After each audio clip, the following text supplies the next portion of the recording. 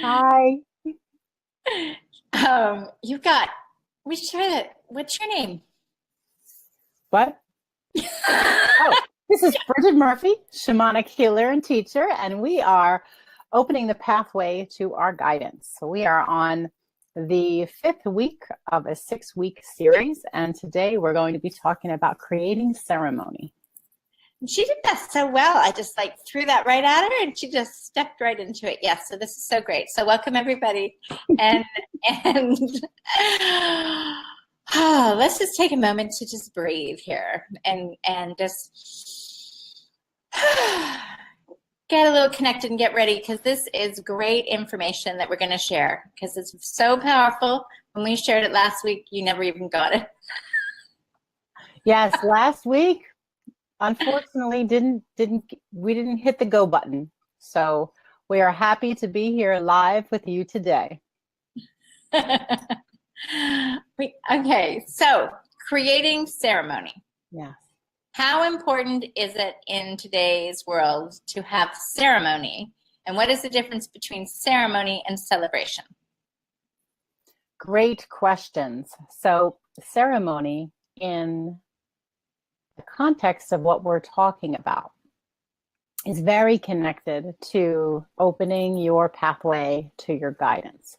In our world today, ceremony is a fundamental part of our sense of community and our sense of spirituality.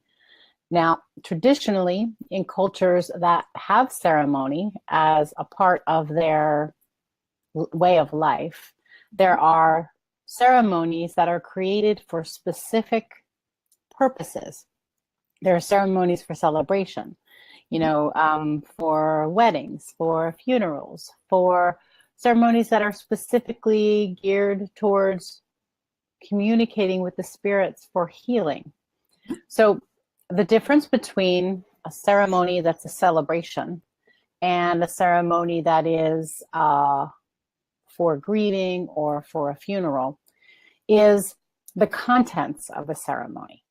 The contents are different. There are certain aspects of a ceremony that are always the same, and there are aspects of a ceremony that are different depending on when the ceremony is, what the ceremony is for, and who is sharing the ceremony. Yeah. So a ceremony, I think, like in our day and age, most people think of a wedding ceremony, right? Right. That is there. But there's ceremony that really was, it's still in some cultures, a passing of the torch from childhood to adulthood, right? A rite of passage. A rite of passage. That is the phraseology. That would be a key ceremony that still goes on by many also. Yes, absolutely. Yes. In many cultures, a rite of passage is something that is celebrated when young children go from child to young adult. That's celebrated. When what age she's at, that is celebrated. When a young man steps into his role in his community as a male, that's celebrated.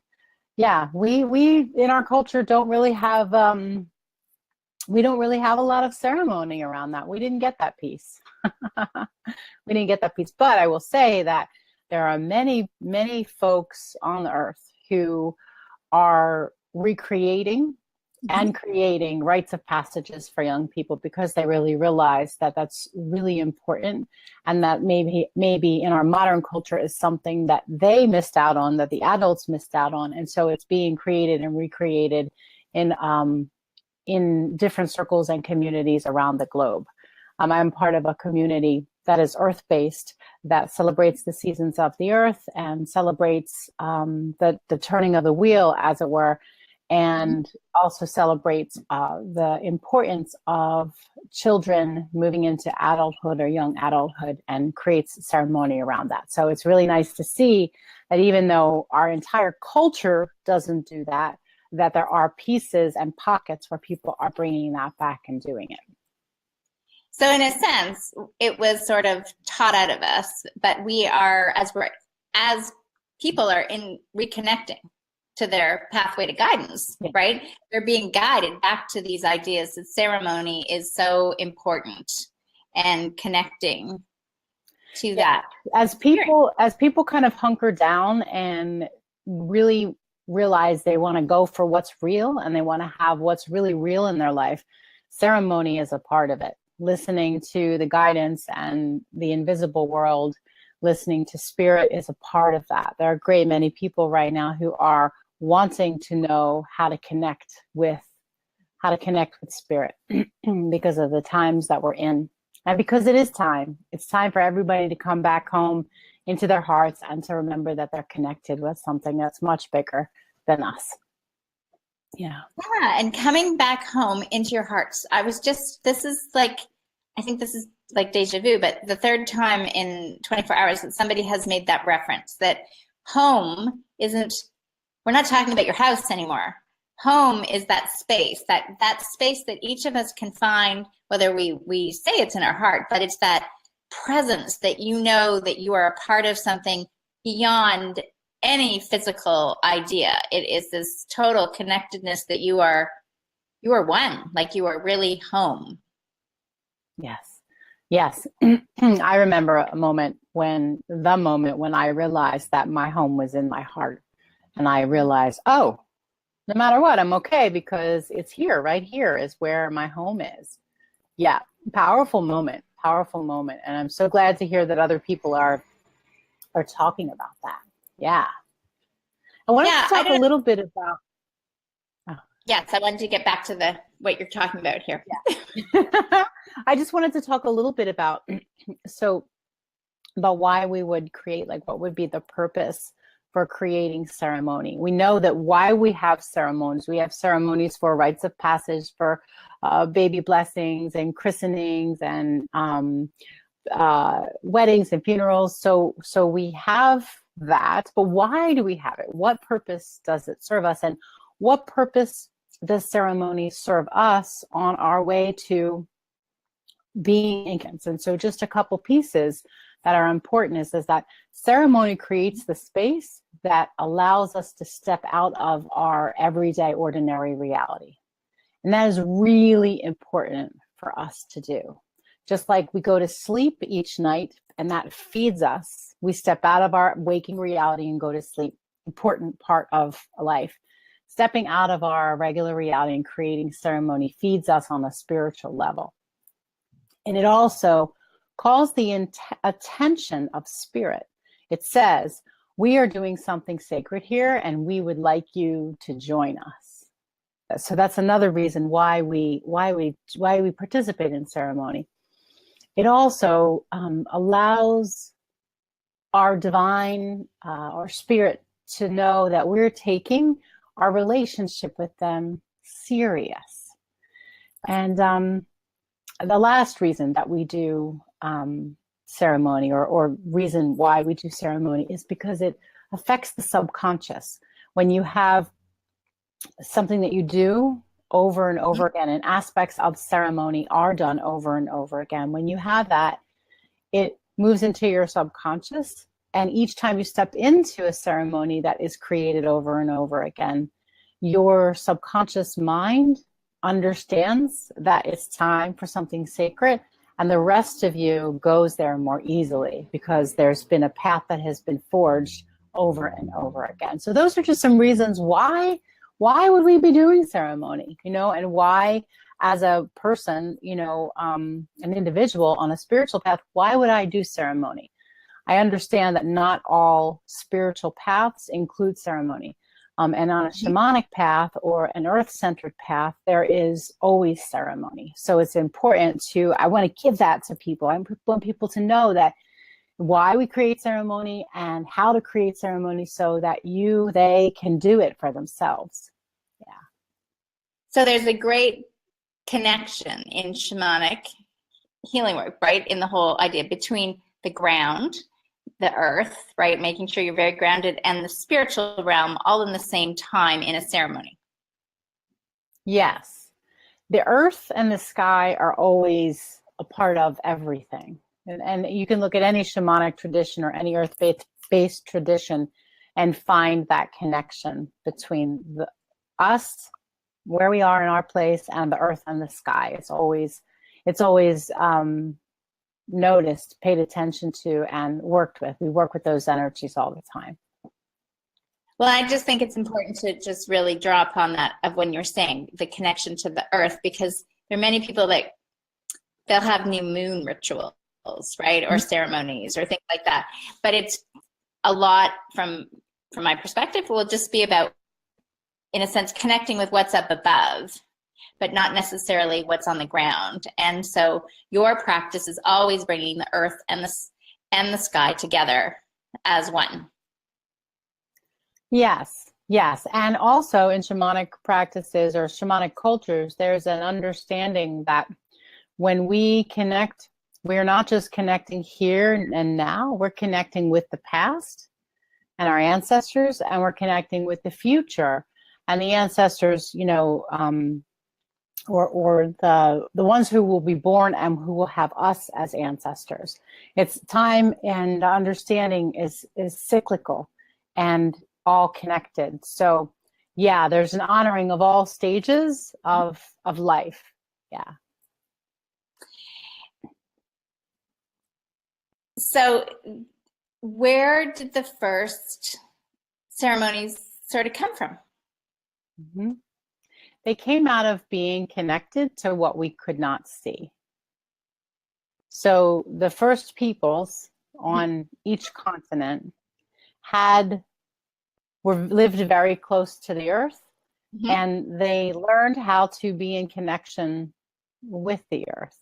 And so as that unfolded and as we grew as people, we developed a system and a form of connecting, for connecting our hearts with the divine, connecting our hearts with the earth and the sky. Yeah. Right. Yeah. So how do we, okay, as an individual, do we need to do this within a group or just as an individual? You can do ceremony by yourself. You can do ceremony in a group. What is important is to know the components of a ceremony so that you can do them on your own. And when I teach classes and we come together for circles, we always do all of these aspects of ceremony. And so what you can do is kind of take this formula and make it your own. Once you know the pieces that are involved in a ceremony, you can do your own ceremonies. Most shamanic peoples do. They do their own ceremonies, whether they're solo or in a group. Yeah, there's not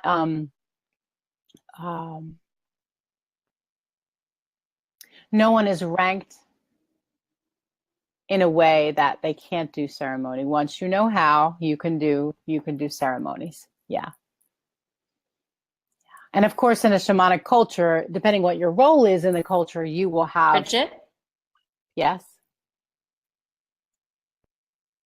Can you hear me? So I had just had an interesting interruption between the heavens and the earth, and it sounded like an electronic keyboard was playing. Oh, interesting. I didn't hear it. Can you hear me, Bridget? Yes. Or did we get one more time? No, I can hear you. We're live. Well, I think we're still being live here, but I am uncertain of what happened to the stream. So we're just going to hold on here for a minute longer. I'm going to go see what I see over here on Facebook and see if there's anything there, or if anybody is present that can hear me, you can key in a comment. But I think I have just lost connection again.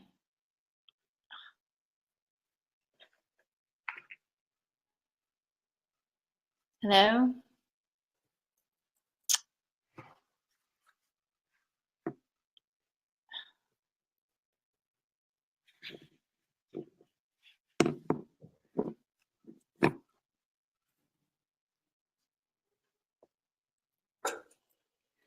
So Jacqueline can't hear me, but I know that we're live. And what we were going to do next was talk about aspects of a ceremony.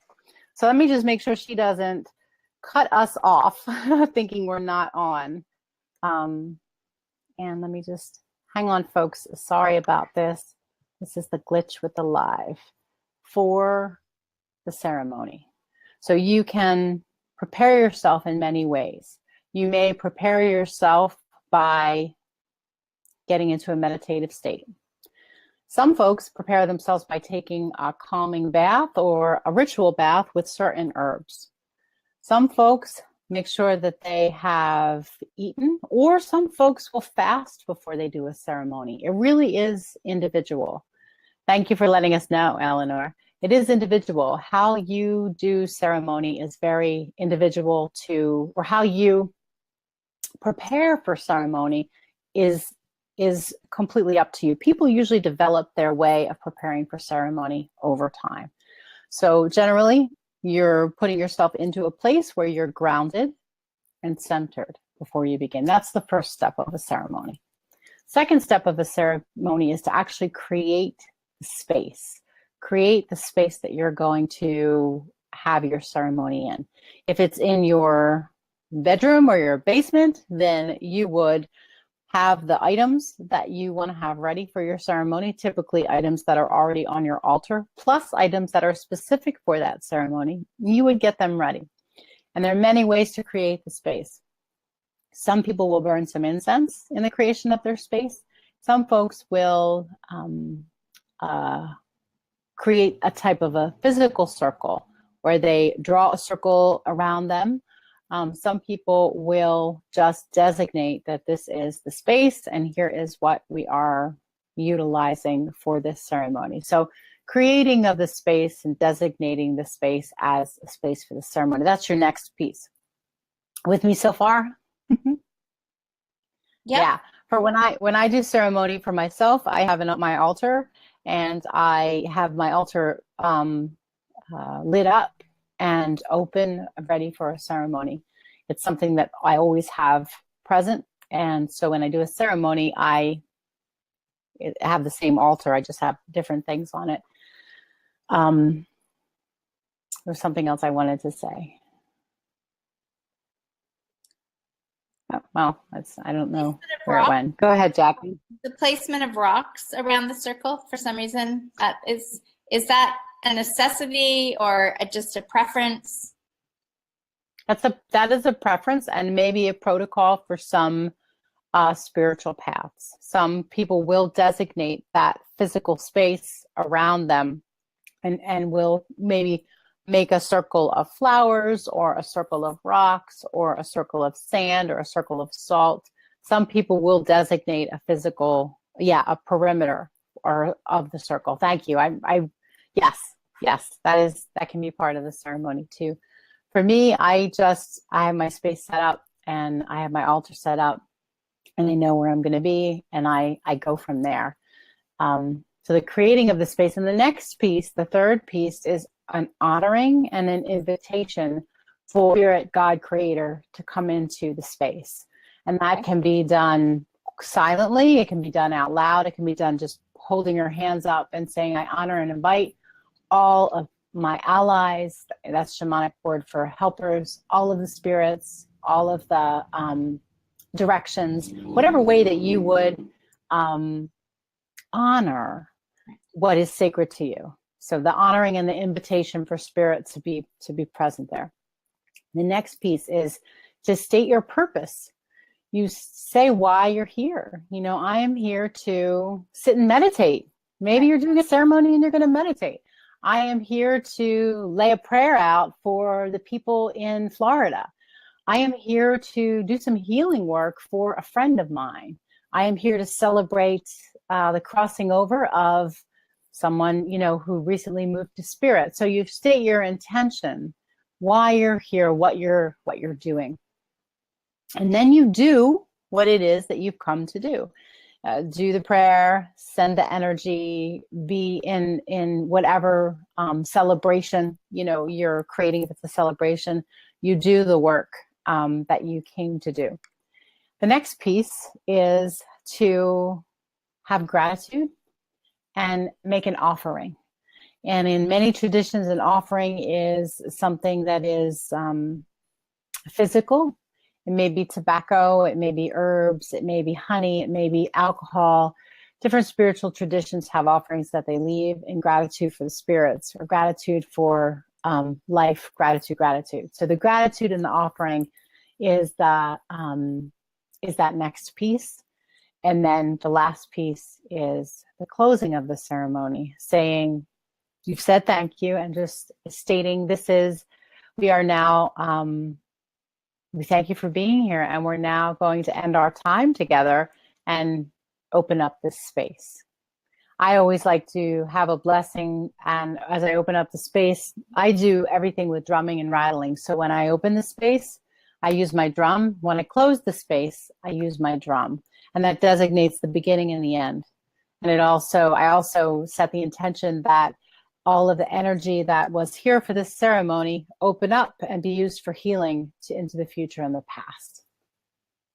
When you use your drum, is there a set opening and closing, or is it what you feel? Is one different than the other? That's a good question. I have a set opening and closing that I do. When I'm working with a group, we'll all have drums and rattles in the opening and the closing. Sometimes it's just with drums and rattles, and sometimes it's with singing. Sometimes I will sing as I open up the space. It really depends. I don't always sing, so it's not like a definite that I always do it, but it depends on what is moving through me and how I really want to honor and open up that space. Yeah.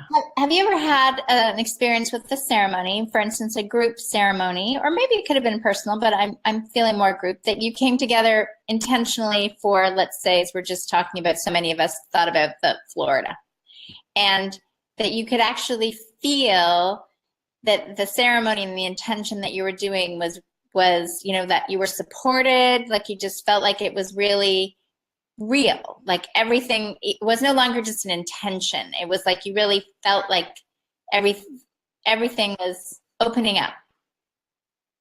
Yeah, so part of what we do with the drum is we journey on the drum. And so we travel to places to do healing work. And when we do that, the experience is very real. You see, smell, taste, and feel. And so it is always very real. It's just a matter of how well the person, how experienced the person is in feeling those things. Yeah. And sometimes we will all have a similar experience. If we're doing a ceremony for the waters, or if we're doing a ceremony for a natural disaster, each member of the group will have a similar experience when they do their particular journey or healing work. Yes.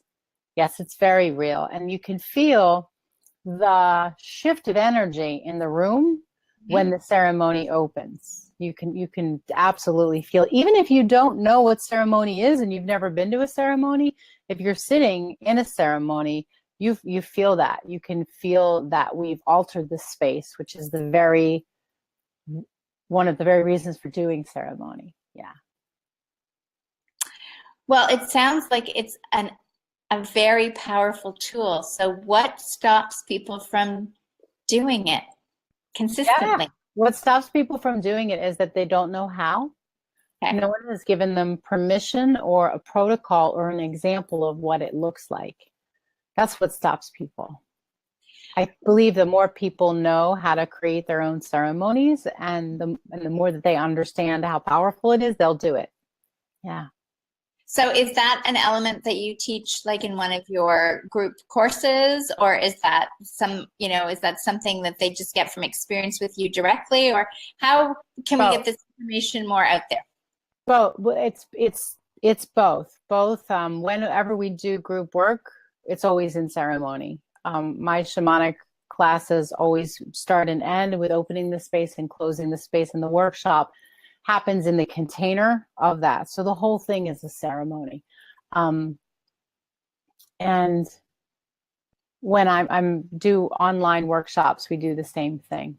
So yeah, so I give instruction on how to do it, like I just listed the elements of the ceremony, But the beauty of working in a group like that is that you get to be in it and you learn what to do and how to do it based on what you see the other people doing.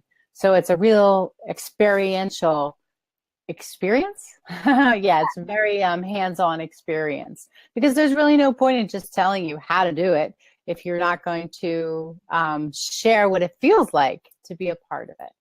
Yeah, I think we're beyond that part of our education where we know if we know it, we're doing it. So if we recognize the power of ceremony, we're participating in it. We're engaging in it. So on an online, for instance, I'm interested, do you, for yourself personally, when you say it's in a container and you're doing, let's say, I don't know, 4-week group course. So would you actually set the intention and the ceremony for yourself, in a sense, before you even participated with the group, and then maybe expand upon that within the group, and then like close something in a session and then close something else with yourself? Or are you always opening your ceremony as a group?